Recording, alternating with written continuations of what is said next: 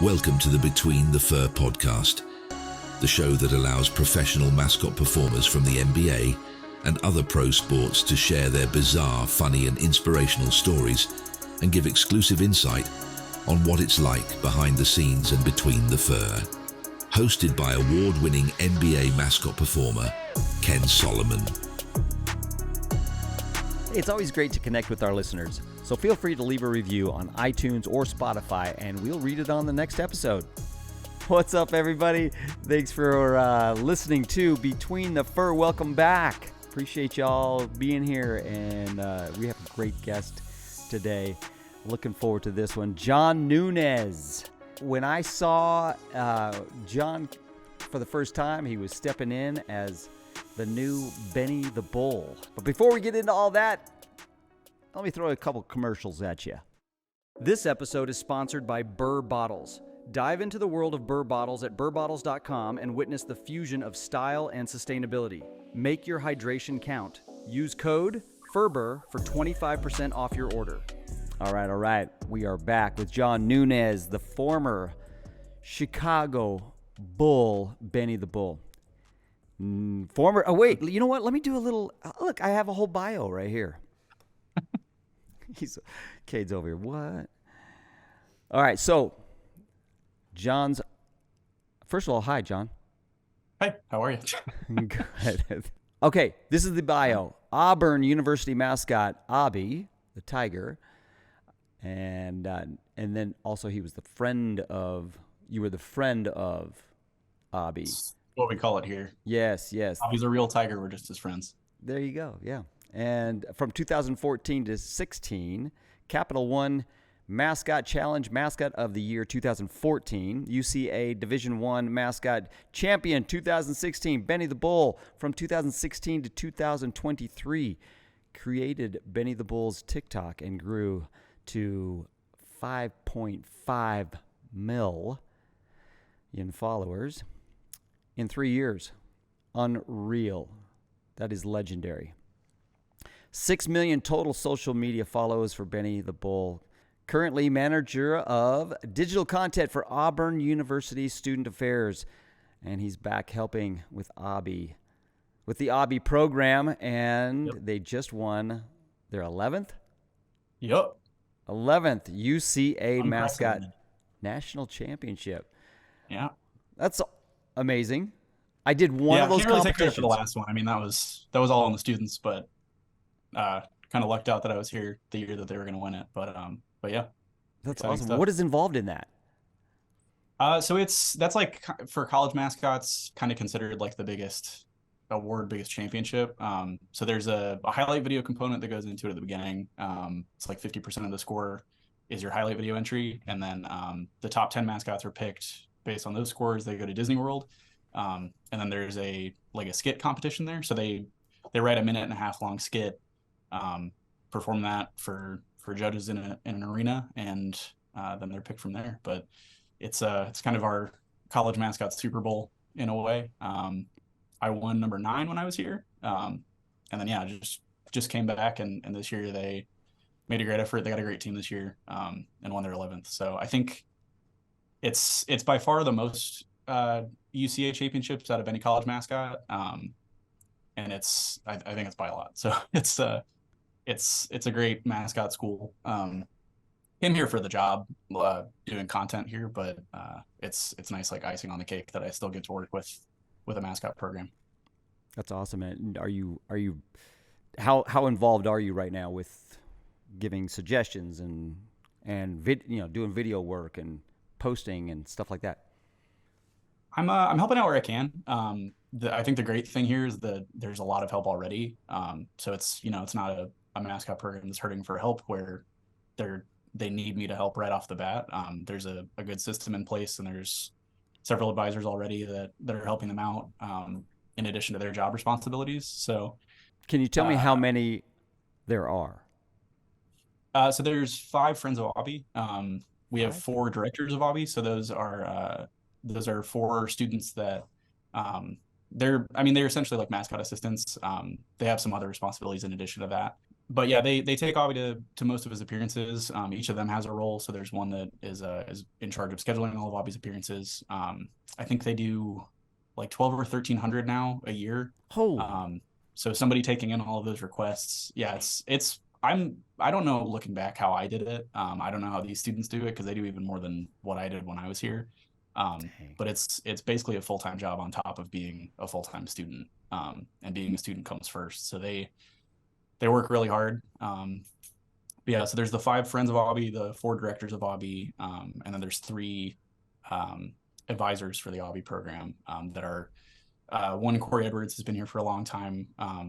He's he won't take credit for it, but he's kind of created a dynasty for Aubie. Aubie's been an amazing, successful mascot since 1979 when he came around. But when Corey started helping with the program, I think in like the late 2000s, mid 2000s, always won a lot of championships, gotten a lot of recognition. We've ramped up the appearance totals a lot. So he's been a huge part of the success of the program. And then Peyton also and Amy were also part of the program when they were students, and are working at Auburn and are advisors now.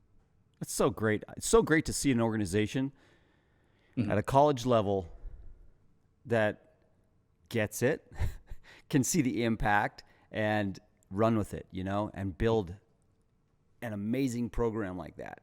I mean, tryouts must be something. I mean, how many pro mascots have come out of Auburn that you know of? There have been some that have done it longer that I can remember more easily. There have been some others that have done it for shorter amounts that I might not be naming everybody. But Trey Mock is a huge one. Blue at the Indianapolis Colts. He was a friend of Aubie in 2004 and 05, I think. I might be getting those wrong, but around that time. The current Falcons mascot. There was a Detroit Pistons mascot in the like mid-late 2000s. Trying to think of others. There was another Atlanta Falcons mascot. So it's been, I think, like, of? You guys have been cranking them out. Yeah. So I mean, talking about the start of my mascot career, like it was all kind of an accident that I happened to go to a great mascot school. I didn't consider mascotting as a thing I would do. I came to Auburn actually for marching band, and because my brother and sister went here, and then kind of fell backwards into mascotting. Like I just figured out it was something that I would probably be good at and that I would like to do. And just happened to be at a school that was, at the time, had just won their 8th mascot championship, and really has, like I said, kickstarted a lot of mascot careers. So I ended up in the right place. That's crazy. Yeah, a lot of guys just fall into it, or they're like, hey, that looks like fun. Maybe I should go do that. And so it's kind of a common thing. What are some of the talents that you fell back on from your youth? I mean, because I know for me, I mean, it was I was a mime. I just was always just screwing around being a mime, and which was not popular. But a lot of kids mime, right? And like a little bit of gymnastics and unicycle, and I could just do a lot of stuff. But what was some of the stuff that were your strengths? I know dancing. Yeah, where'd that come from? I taught myself to dance. Like I just like to do it. I like school dances.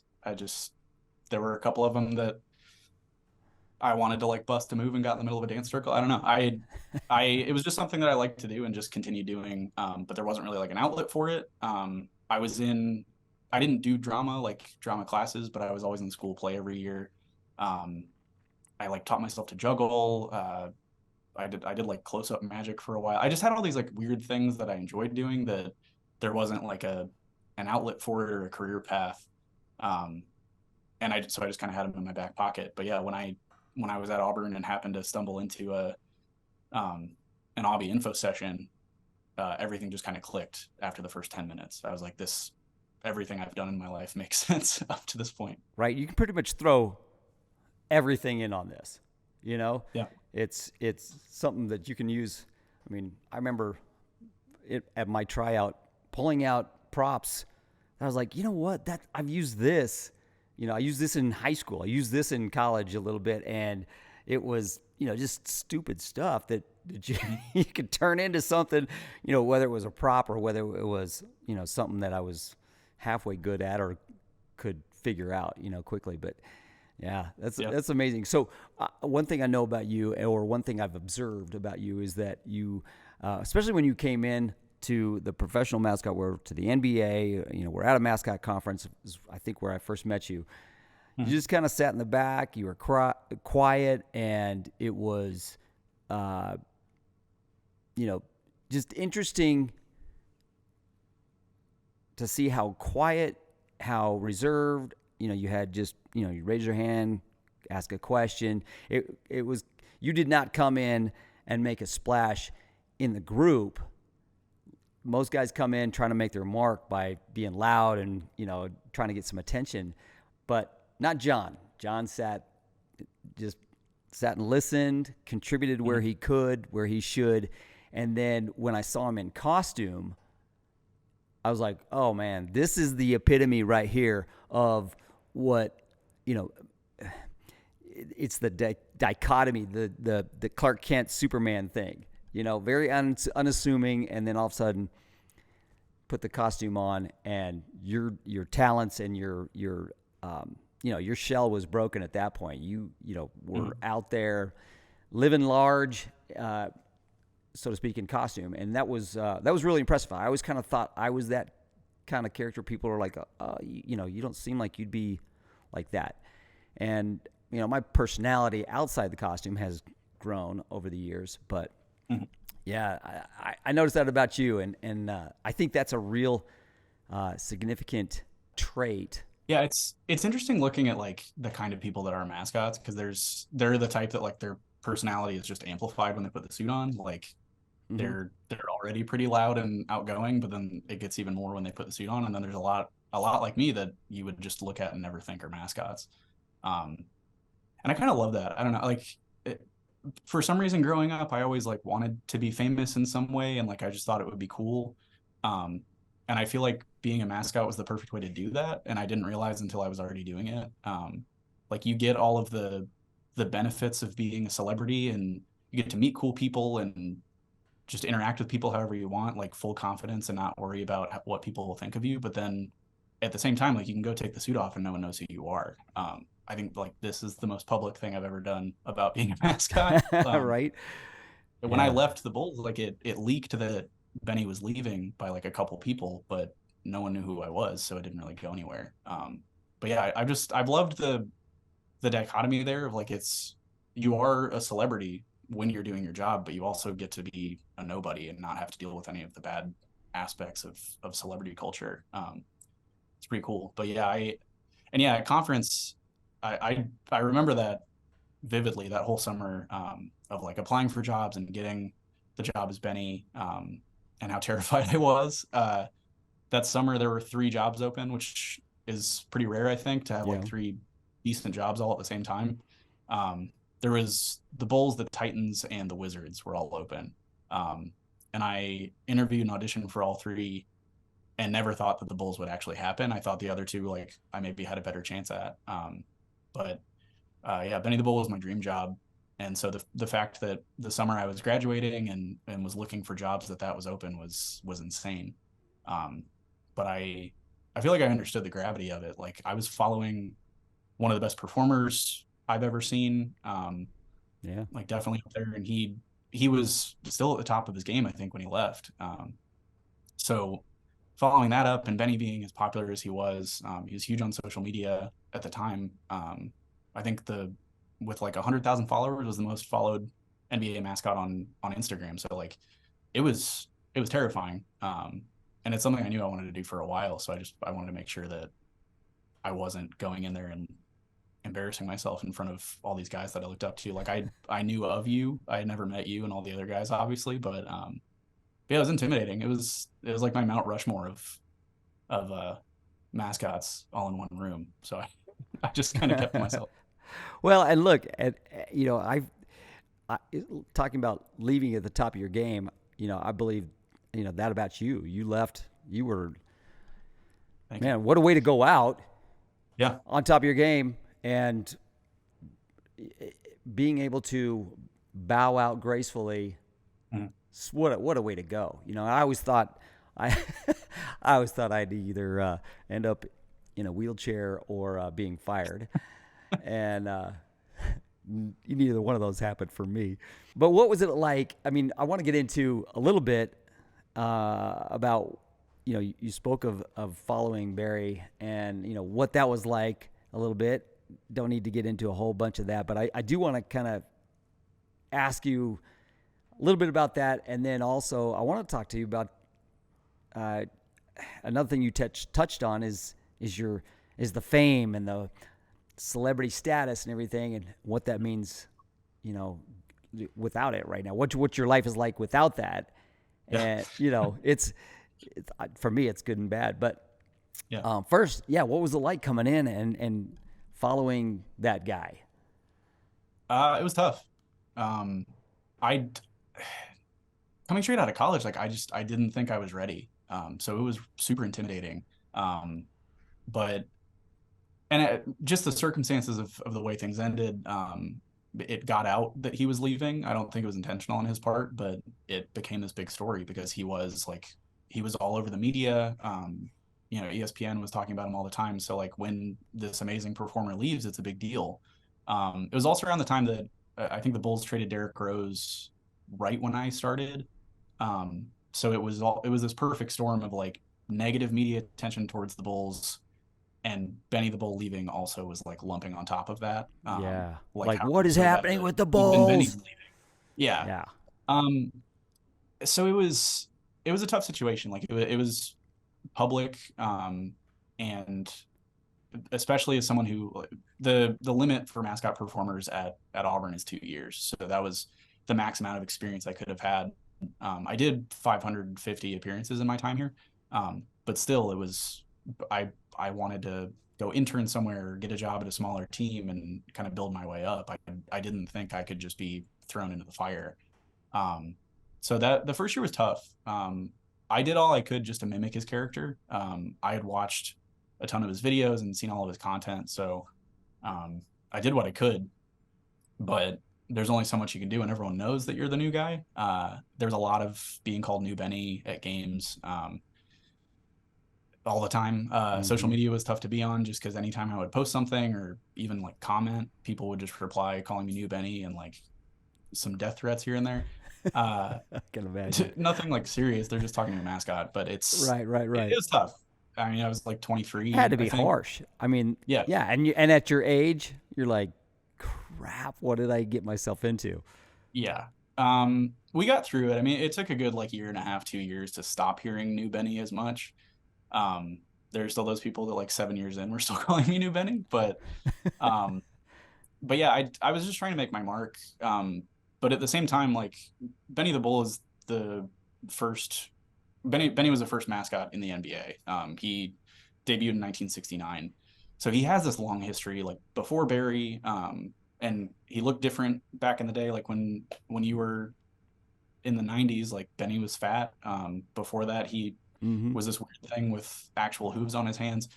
So he's been through a lot. And I was just trying to serve the character the best way that I could. I could have come in and changed the way the suit looked or changed Benny's personality completely, but I thought that would be a disservice to all the work that had come before me. So, really the first year I wasn't trying to do anything crazy. I was just matching the character as best as I could, trying to copy some of his bits just so like it seemed like the same guy for the people that weren't really paying attention. And over time I kind of transformed it, and that was the goal. I wanted it to be a gradual transition into what my version of Benny ended up being. And I think we did a pretty good job at it. I had a lot of help with assistants and with the people managing me. Todd Abbott was a huge help. He was Barry's assistant back in 2008, I think he started. But he was Benny's assistant for 8 years, and then when I started, he got promoted up. He ended up becoming manager and managing me. But having that through line from like Barry's earlier days into me, I think was a huge help. I had someone to ask questions and is this what Benny would do? that really helped out. Tom Sargent also, when I started, he was Barry's assistant, and stayed on as Benny's assistant when I was there. So that continuity helped a lot. But yeah, a lot of it was just time. I just had to get through those rough early days. Yeah. Oh man, there's a lot that goes into that, and you can't even. I mean, you can't even scratch the surface in a situation like this right here, telling it. But I know that there's a lot more. So yeah, tell me about the fame and the lack thereof now. What's that transition like? It was great in the moment. I mean, I don't miss all of it too much. And at a certain point, I think I had this realization around my last year that it's never going to be enough. If I wanted to stick around another year, another 3 or 5 or 10 years, because there were more celebrities I haven't met or there were more experiences I hadn't had, I was never going to be satisfied by that, because there's always going to be more. So at a certain point, I just have to look back at what I've done and appreciate it, and not constantly be looking forward to what's the next thing going to be and miss all of the cool stuff that I've already done. And especially those last couple of years, I did content collaborations with Gordon Ramsay. I did 2 appearances in 1 year with Barack Obama. I was on stage with Miley Cyrus when she was headlining Lollapalooza in front of, I don't know the actual crowd size. Well, it felt like 100,000 people. And it was like her and Juicy J and everyone who did the J's on My Feet song. So all that stuff was so cool. And if I didn't stop to actually appreciate what I had done, then like, what was I doing it for? So yeah, I guess I just was cool with what I had done already. When I decided to leave too, Auburn had reached out. There was a position that they were interested in me for. And that was also the summer that I was doing contract negotiations with the Bulls, and it all kind of happened at the right time. The 6th year that I did, some of it, like everything was kind of clicking for me, but I also felt like I was kind of going through the motions. I didn't really do as much as I wanted. I didn't like try hard enough looking back on it. And when this opportunity came up, I was like, I don't really want my last year to be my last year. Like, I didn't know that I was going to be retiring so soon. And Auburn was really gracious and understanding. And they actually gave me my last full season of the Bulls. So I Wow. knew that I had a job waiting for me at Auburn for, I think, like 9 months. And so that was a huge blessing. Oh yeah. I got to do the entire 7th season at the Bulls knowing it was my last. And so like every single thing I did, I appreciated. And I think it was close to like a full calendar year. Like I knew this is my last time doing this parade. This is my last time doing opening night. And really stopping to appreciate all those things was amazing. And I'm forever grateful for that I got to end on that note. Yeah, I really feel for those guys that somehow either get cut short in their careers, whether, the company goes a different direction or,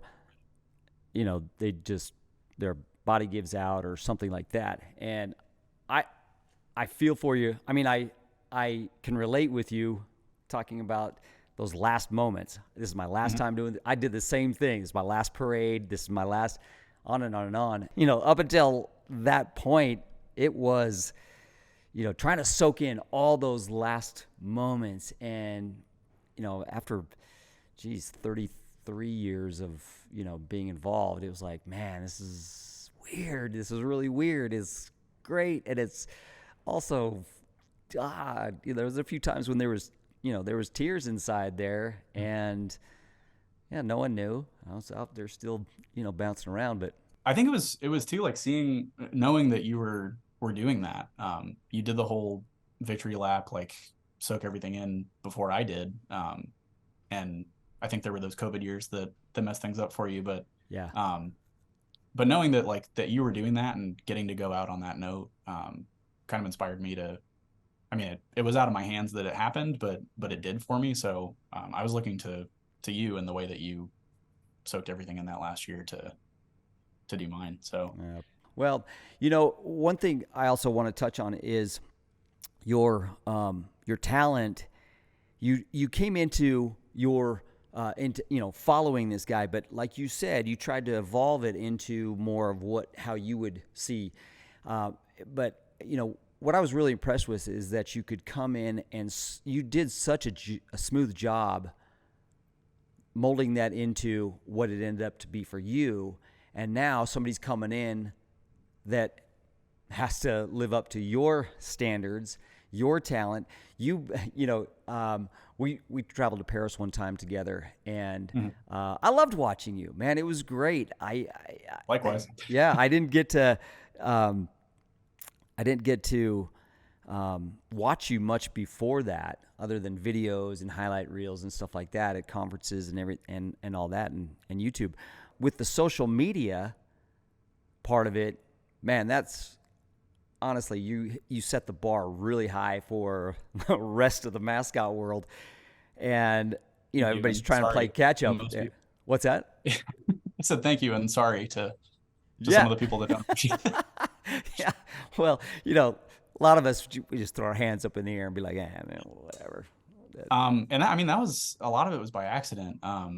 Starting out, like the mascot assistant at the time, Ransom, was a good friend of mine when he got the job. So a lot of our time together, like down in the Benny room, was just us watching TikTok, and which was pretty new at the time, and just showing each other videos that made us laugh. And we had just been showing each other TikToks all the time, and then it didn't occur to us until Camille, a guy on our social team, came to us with his idea for Benny to start a TikTok, and we had been talking about doing one. So the three of us kind of came together and started that TikTok account. But I really think the benefit of it was just that, like, no one really knew much about TikTok. There weren't a lot of people, the higher ups of the Bulls, I don't think, had it on their radar yet. So to us, it kind of felt like we were just making fun videos for ourselves. Those early days were a ton of fun. Oh, I'm sure. Did it become a monster after that? What's that? Did it become a monster after that? Like, oh my gosh, now I got to keep up with it. Now I have to. Yeah. And it wasn't too hard early on, honestly, like up until COVID, not because of COVID, but just up until that point. It just was steadily progressing, and we were enjoying it the whole way. Once COVID hit, we got hit with all these music licensing rules, and I think the team there was some, like, league-wide legal action taken from these music companies. So we all cracked down on including music. We had to take down all of our old stuff that had music in it. Mm-hmm. And you mentioned dancing, like those were my biggest videos on TikTok, was just me learning a dance, and then I would do it in suit. And then all of those had to go. Like, I couldn't do that anymore. So I was trying to figure out what that identity was now. But it was just this, like, this thing picking up steam the whole way through. We hit our first 1,000 followers after that. Took a while, going from nothing, but it just kind of steadily increased in pace up until All-Star 2020, right before COVID happened. I think we got to 2 million followers right before that, 2 or 3. And that was also the All-Star where, like, all the TikTok stars were huge. So, like, Charlie D'Amelio, Addison Rae, all these people were there, and the NBA had invited them out to shoot TikToks. So they were sitting courtside. They had set up at Media Day for All-Star. And it was in Chicago that year. So being the host mascot, they wanted me involved in everything too. So it was just everything at once working perfectly for TikTok to grow. But I think we gained like 300,000 or 400,000 followers just in that one weekend. It was insane. But yeah, COVID hit, and then like 2 weeks after that, all the music licensing stuff hit. So kind of a perfect storm right there for that. Yeah, it turned more into a chore than into just having fun. Like I still enjoyed making the content, but it was definitely tougher coming up with ideas and all that. So wow, is what it is. So give me let's switch to performance and costume stuff. Okay, like your time. Is there an overall? Because I have one of these, but is there an overall pet peeve when you're in costume? What is something that just is that just rubs you the wrong way? There were I don't know if it was something about like the character of Benny. Like, I'm not an angry person. There was something when the suit's on and you've been like oxygen deprived for 45 minutes or an hour. The things just set you off a little quicker. During games, I would walk back and forth on the hockey boards a lot. It's just a good way. It's a lot of mascots do it, but it's a great way to get around. It elevates you so people can see you better. And I love doing crowd work. So I was there a lot, just being very visible, interacting with people. But yeah, a lot of the, like, if I'm over on the opposing, where more of the opposing fans are sitting, we had people that would like try to shove me off the hockey boards. The people that would pull my tail once I was up there, I know that they weren't trying to hurt me or anything, but like that's right at your center of gravity and they're trying to yank you off of it. There was one time they changed the way in the United Center that the handrails work, but we used to have really solid ones that I could just kind of straddle and stand on top of. And I used to spend a good amount of time, like I would get a can of silly string from one of my assistants, and just perch up there. And as people were walking by, I would just spray them. And it was like, I just thought it was funny. But there was one time that we were losing and like maybe it wasn't the best time to do it, but a lot of our fans were leaving. And to try and discourage them from leaving early, I was spraying people that were leaving and walking up the stands. And there was this one guy that just wasn't having it, and he full on tried to shove me off of it. I just got out of there, and my assistant at the time was went and got security, but they just left because we had like a minute left in the game. But yeah, I guess a lot of it's like not understanding there's a person in the suit. I guess it's a testament to if you're a good performer and you can make people forget that there's a person in there. I guess that's a good thing, but yeah, some people just take it too far. I know. I was always in there thinking, hey, hello, there's a guy in here. Yeah. And there were times like coming from Auburn, like I said, like Aubie's a tiger. Aubie never talks. You're just a friend of Aubie, like in and out of suit. Keep the magic alive. In my first couple of years at the Bulls, I tried to do that. I didn't talk in suit unless I absolutely had to. But by the end there, like, we had some people that needed reminding that there was a person in there, and so I would like pull them in and actually talk to them, just to give them that reminder. Like not enough that anyone else around could hear, but at a certain point it becomes a safety issue. Yeah, I've had to have a few people ejected because they full on either hit me or they were endangering somebody else trying to mess with me. Yeah. And yeah, that's crazy. I used to I loved crowd surfing. And that was usually where I would take a few lumps or a few grabs.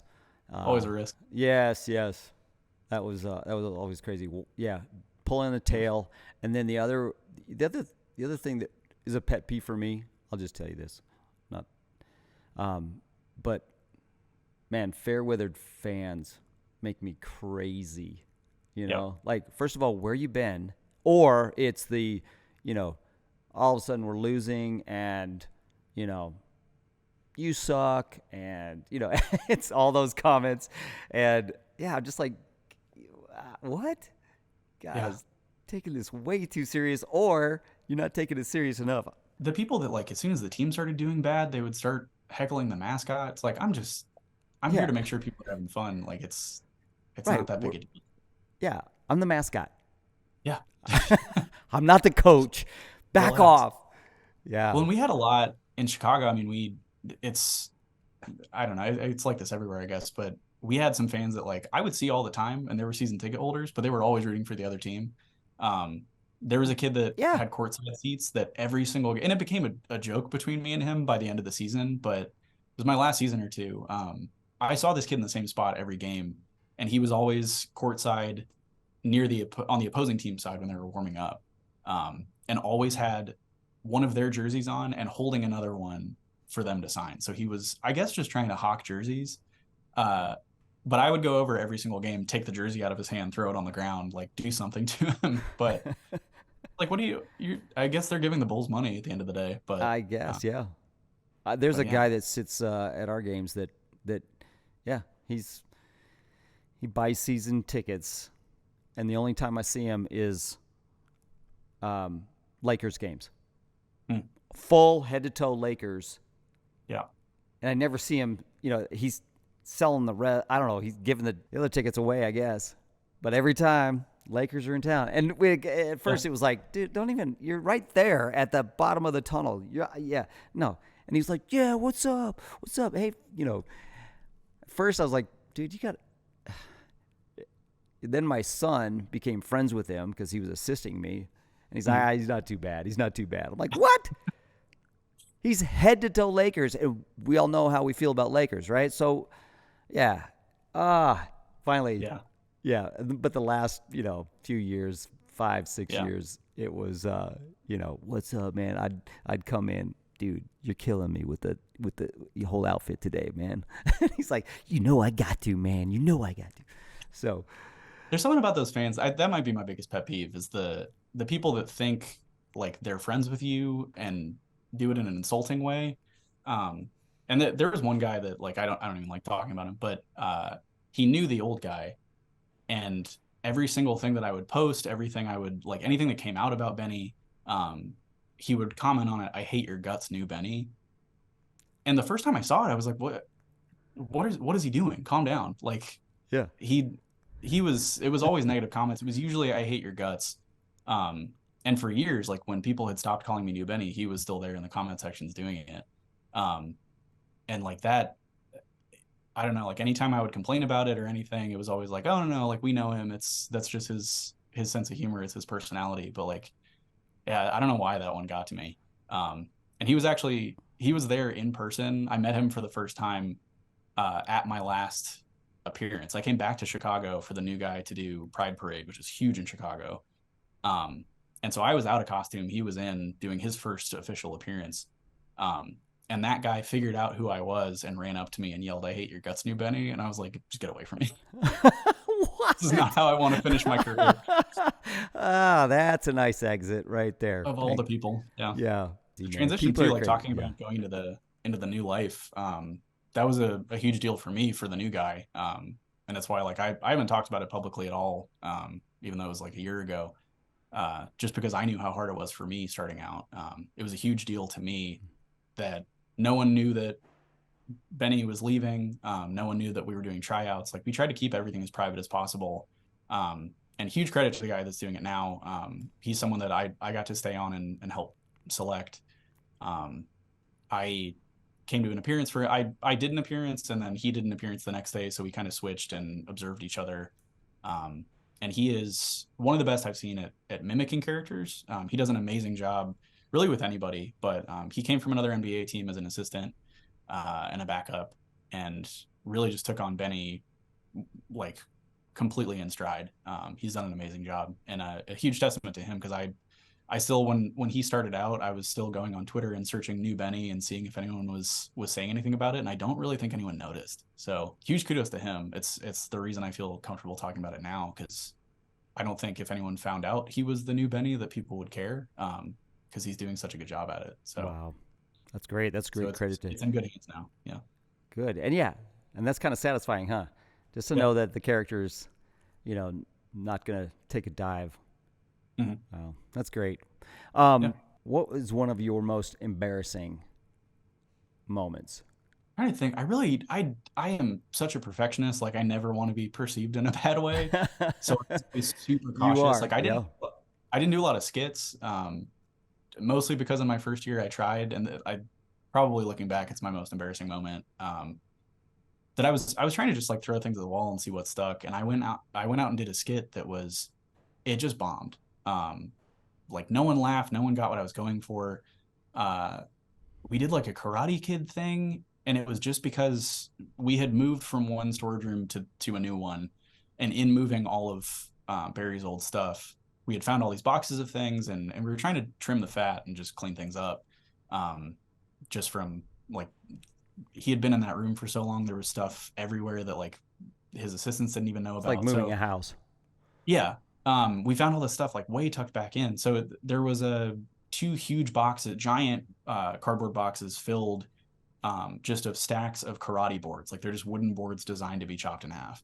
And I'm guessing when they got them, it was because they needed one for a video or a skit, and they had to buy them in bulk. So we just had all these wooden boards left over. And so Tom, who was Benny's assistant at the time, was like, hey, we got to figure out something to do with these. Like, let's do a skit. And so I wrote this Karate Kid skit, barely. And I wanted the gist of it to be like Benny's trying really hard to look cool doing karate, so he goes up and chops it no problem, and then he kicks it no problem, and then he just like looks at it and it breaks, and it kind of reveals that we've already broken all the boards in half. The assistants are just letting them fall. It just wasn't funny. And there's something I will never forget, the silence from the crowd. It's in my head, really it was deafening, probably, isn't it? yeah, it probably got a mild reaction, but just my own ego, I was like, that was horrible. No one laughed. Like in my recollection of it, it was just completely silent. So yeah, that one set me back. And don't you go back in the locker room after that and go, okay, I really want to blame somebody right now, but who wrote the skit? Who wrote this? Yeah, had a few of those. Yeah, it took me a while to work up the courage to do another skit. Tell me about popcorn. Where, dude? Yeah, you're the popcorn king. I can't take credit. Popcorn was already its own beast when I started. We took it farther. I think at the time, which you should always take it further. Yeah. But as far as I know, there was just a time slot in games that they called Benny Cam, and that was just a time where like Barry knew that they could have a skit there.